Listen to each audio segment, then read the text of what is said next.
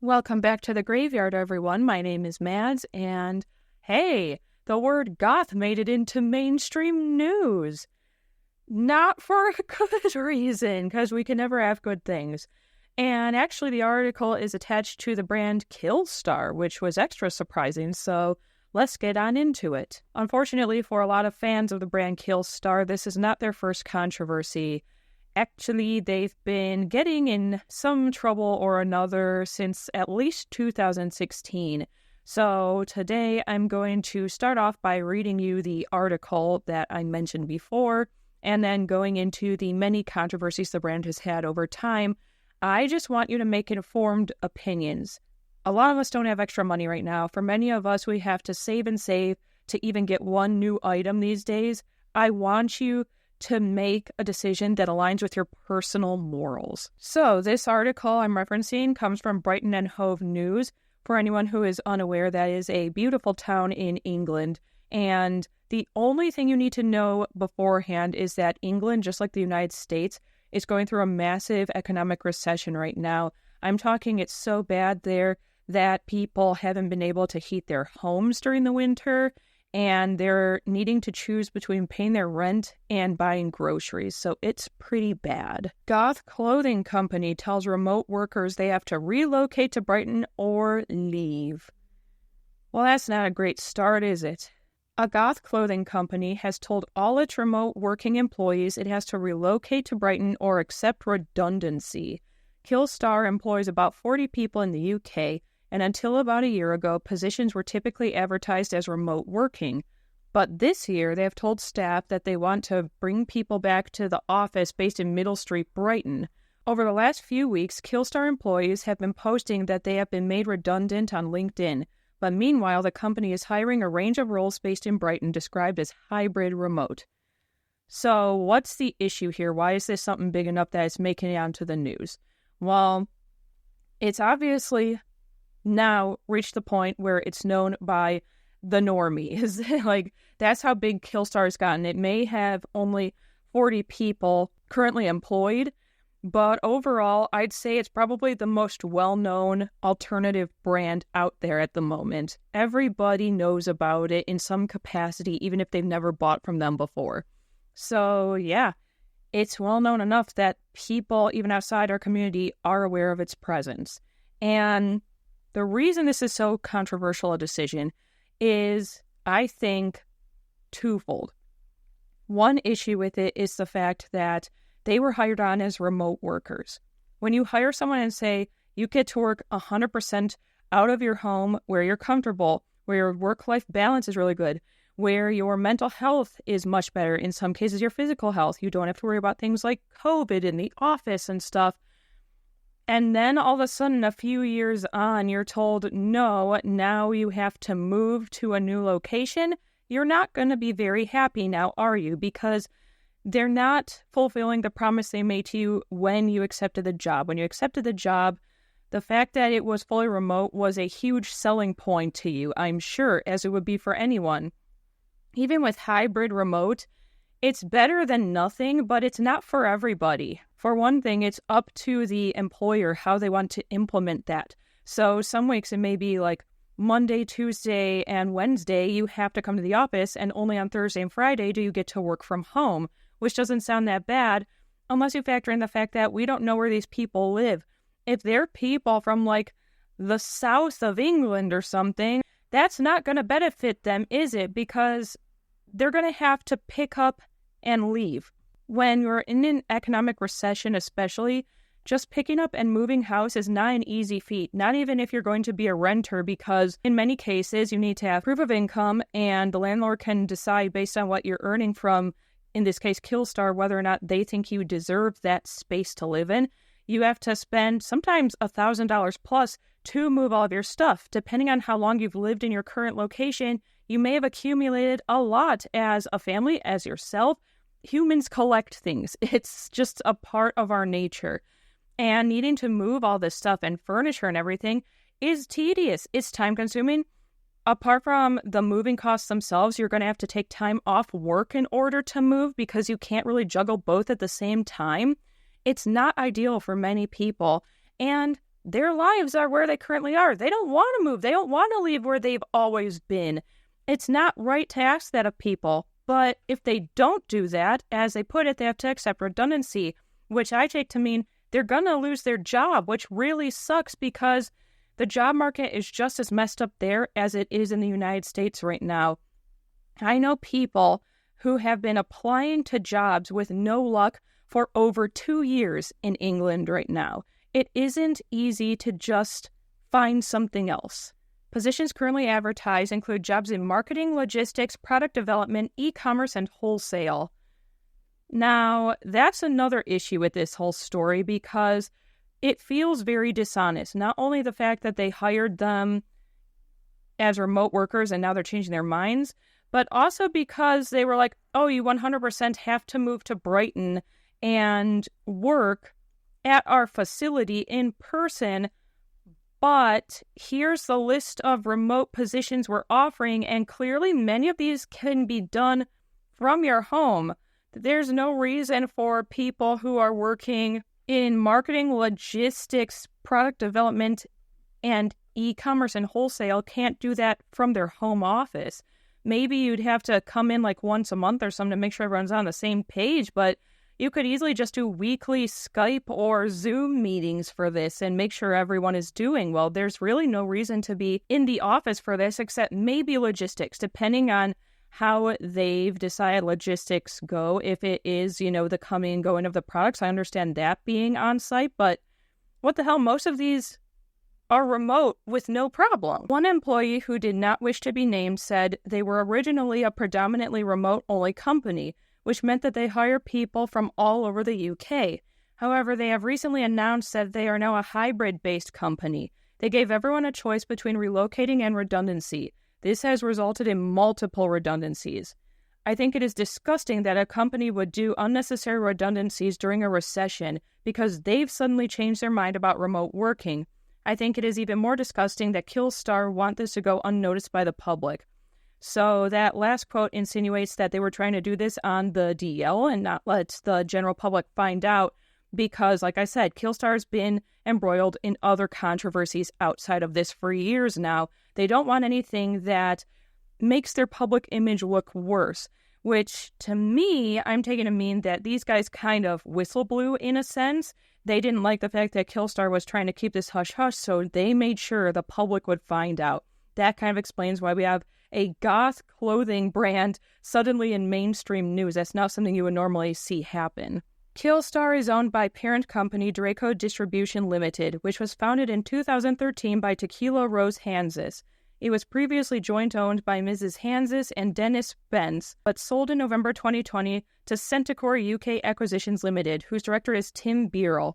Mr. Beerle, who is based in the US, is also a current director of Draco Distributions Limited, along with Barry Cuthbertson. And beyond that, they just kind of explain what Killstar is to people who don't know. But, all right, think of what a slap in the face what I just read to you is to these workers who may soon lose their jobs.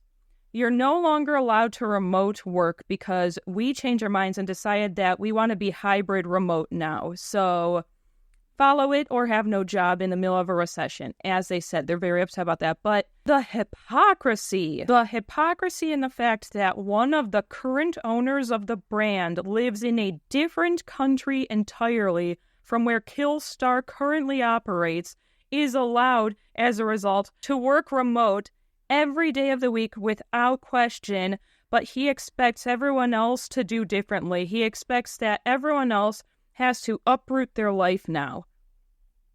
That doesn't exactly inspire confidence and trust in the brand now, does it? Now, while that is all arguably really shitty, as I mentioned at the start of this video, it's not the only controversy that Killstar has found itself in, so I'm going to take this opportunity to let you know the other things they've done to irk people over the years so you can decide if they're a brand you want to continue to support or not. So first, let's look at the About section. We're doing that to get a little bit of history on the brand itself, but also because of the fact that if you look into why people don't like Killstar on apps like TikTok right now, unfortunately, most of what you're going to find is Zoomers deciding that they think the brand should die because they find it millennial cringe. or Gen X cringe.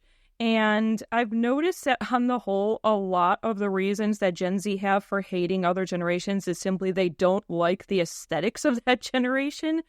I think there's a lot more to be offended by or upset by in the world than someone liking something you find cringy, but go off. Killstar is a dark and edgy lifestyle cult comprised of provocative thinking and unconventional ideas. Combining great design and unsurpassed quality, Killstar has quickly gained a following amongst free thinkers and retailers worldwide. Explore the dark and unorthodox and celebrate individuality with its oversized prints, studded leather, and digital designs alongside kick-ass accessories and leggings. Stars can't shine without the darkness. Believe in yourself and create your own destiny. Okay, so that is a little bit cringy, but no one ever died of cringe, you know? Like, it's okay, just let them have it. They're clearly trying to cater to a younger audience overall. We don't want goth to die. The positive side of Killstar is the fact that it did get popular really quickly. It picked up steam and it got huge on the internet, especially around the 2016 goth YouTuber era. And it was interesting seeing how divisive the brand was at the time. You had one camp of people who were doing things like unboxings and stuff and hauls from Killstar because they were so excited that a brand like this finally existed where you could get your all-in-one for your goth aesthetic. They had homeware, they had clothing, they had jewelry, they have makeup now and hair dye, like shoes, all of it. It was like the first time outside of maybe Hot Topic that you could get all of your spooky stuff in one place. So people were excited about it.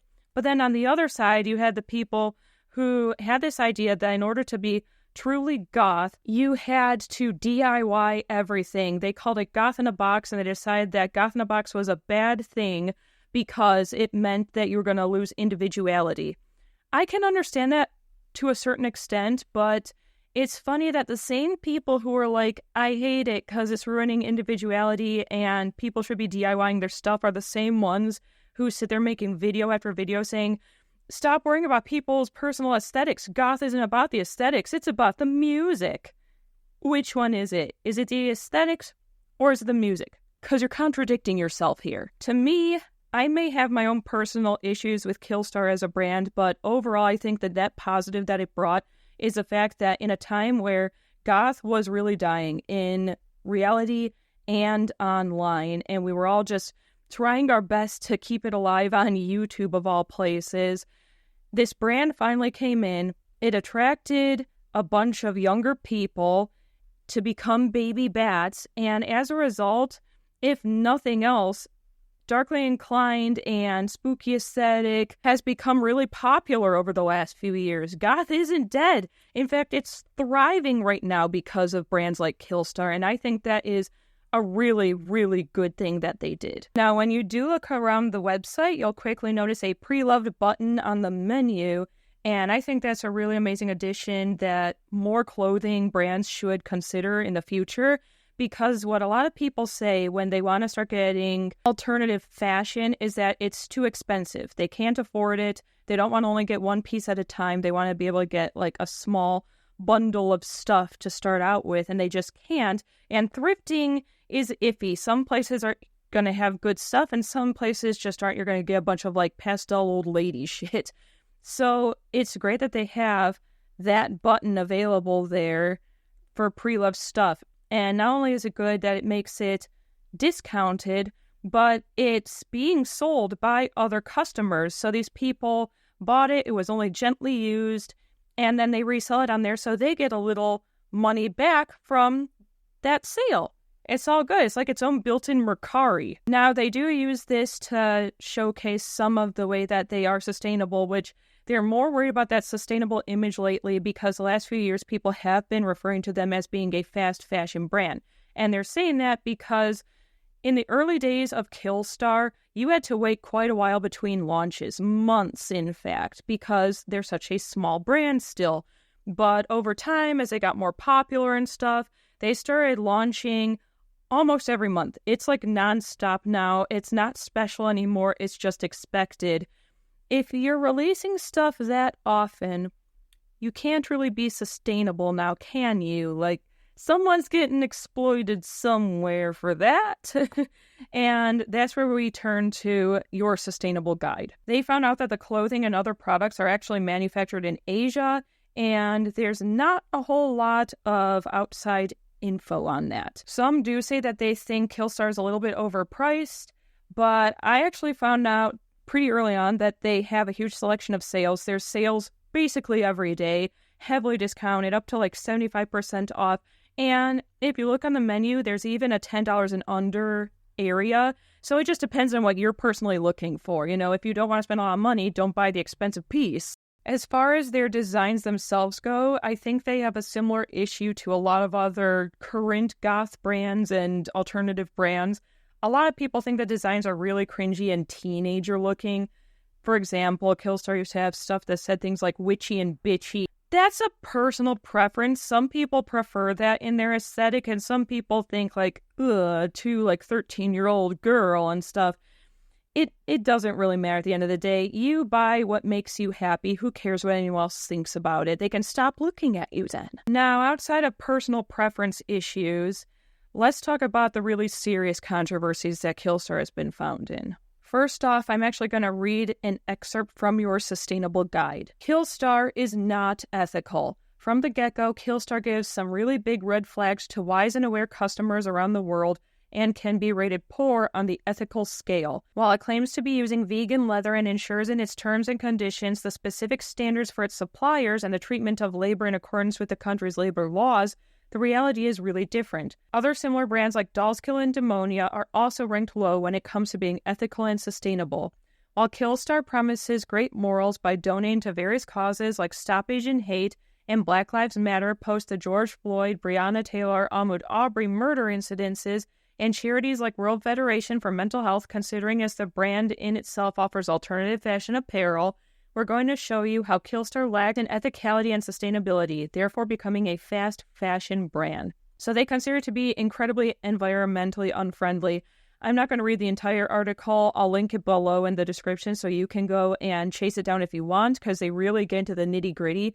But essentially, they say the first thing that I thought when I saw the dubious writing on Killstar's About page where they're like, oh, we swear we like really vet all of the warehouses and stuff overseas. Well, of course, those warehouses are only going to show you the best of the best. They're not going to show you the bad stuff that's not going to make you want to work with them. They want your business. So short of someone attaching a hidden camera to themselves, going to those warehouses and live streaming the place, there's no way for us to ever know how sustainable or ethical it actually is. It's their word against ours. Trust it or don't trust it, which is tricky. Now to another controversy, and this is one that really bothers me. Killstar is not the only alternative brand that has done this, by the way. Several of them have, like Disturbia clothing and stuff, and Dollskill, but we're talking about Killstar today, so here we go. So the next thing that goes against Killstar in this video is they have been accused on many occasions of stealing from smaller independent creators and copying their designs and selling them on. I have a couple of instances here. I'm going to put the pictures here. The Killstar batshit crazy batty phone cases. This was the phone case they put up last year, I believe. And somebody put, this art, this is stolen art. You stole this design from Art of Wendy XU.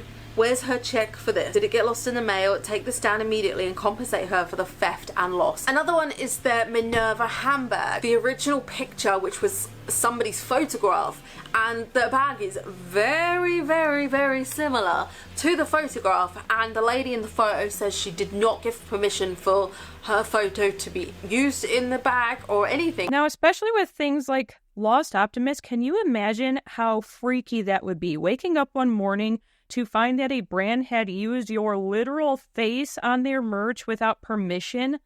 That design went crazy. I remember seeing it on there and thinking it looked really cool. Luckily, I didn't buy it, thank goodness. But I thought it looked cool. She does have a very cool aesthetic and everything, but your own face. Someone stole your face and put it on stuff. How do you copyright your face? And I agree with her little tweet here that says, I was going to give Killstar the benefit of the doubt at first, but a very brief Google search informed me that they've been doing this since at least 2017. Don't steal from small artists. Compensate us. Like, what the hell? That long they've been doing it. And again, this goes into the ethics of fast fashion. If you are trying to shit out a new launch every single month, you're going to start doing things like art theft. It's going to come from the inside because the brand is simply too busy to vet every single design that their design team is making. And many other people have struggled with the fact that the quality doesn't match the price point. You can pay upwards of $80 for a single piece, only for it to unravel or tear in the washing machine. And some people have even had the items come damaged in the box. According to a few of these people, when they tried to get a hold of customer service, they were also very dismissive, sometimes not even responding to the criticism or the person wanting a return on the item, which really sucks because I've personally gotten a hold of Killstar customer service in the past because I found someone ripping off their brand and their designs. They were quick to respond to that, but apparently not when you're accusing them of the same thing. Now we have to get into the part of the video that's going to come with a big trigger warning for racism because, yes, they've been embroiled in some racism in the past. There is absolutely no way to ever excuse that, and it's going to be triggering for some people. So protect your peace. This is the end of the video. If you can't handle that, you can just cut it off here. So the Killstar owners were very close friends with the owner of Dolls Kill for a very, very long time.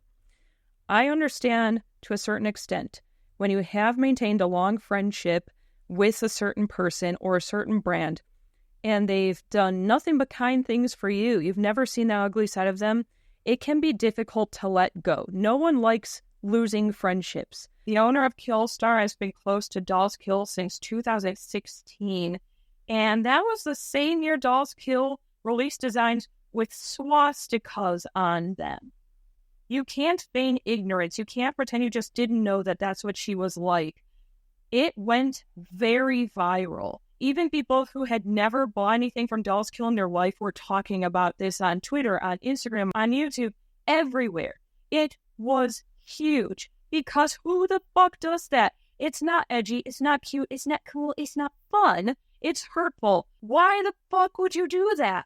Not to mention that even before the swastika incident, she had gotten in trouble for things like writing "Goth is white" on t-shirts.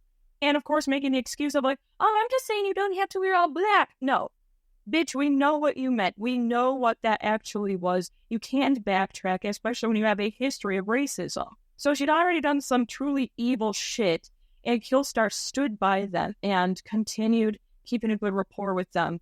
And then finally, during the height of the Black Lives Matter protests and marches across the country, she decided it would be a fantastic idea to have a heavy police presence at the Dolls Kill headquarters and basically took the cops' side over BLM.